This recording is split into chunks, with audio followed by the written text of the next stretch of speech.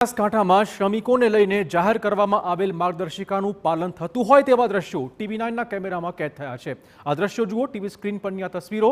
National highway authority દ્વારા હાલ રસ્તા અને ડ્રેનેજનું કામ ચાલી રહ્યું છે। જો કે સરકારની ગાઈડલાઈન બહાર પડે પછી બપોર બાદ બાંધકામ સાઇટ સુમસામ જોવા મળી। TV9ના રિયાલિટી ચેકમાં સામે આવ્યું છે કે બનાસકાંઠામાં સરકારની માર્ગદર્શિકાનું પાલન થઈ રહ્યું છે।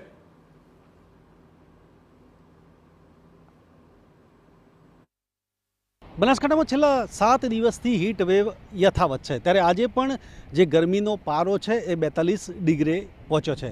ત્યારે મહત્ત્વની બાબત એ છે કે આ કાળઝાળ ગરમીમાં તંત્ર અને સરકારની ગાઈડલાઈન છે અને એ ખાસ કરીને શ્રમિકો માટે।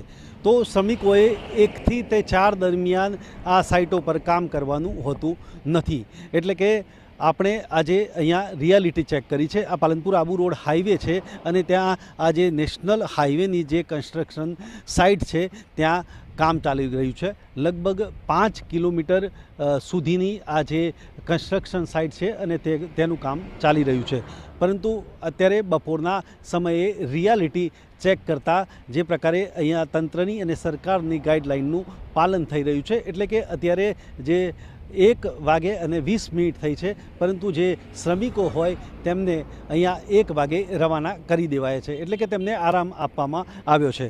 ત્યારે બનાસકાંઠામાં અત્યારે જે કાળઝાળ ગરમી પડી રહી છે અને જે લોકો છે તેઓ પણ ઘરની બહાર નીકળવાનું પસંદ નથી કરી રહ્યા। ત્યારે ક્યાંક ને ક્યાંક ગરમીની અસરને કારણે 2 લોકોના મોત પણ એક અઠવાડિયામાં થયા છે અને ખાસ કરીને જે સેવાકીય સંસ્થાઓ હોય તેઓ પણ આગળ આવી છે। ત્યારે નગરપાલિકા, તંત્ર અને જે સરકાર છે તેની ગાઈડલાઈન પ્રમાણે ગરમીમાં પણ હવે લોકો અને જે કામ કરનારા શ્રમિકો છે તે પણ વર્તી રહ્યા છે। અતુલ ત્રિવેદી, TV9 બનાસકાંઠા।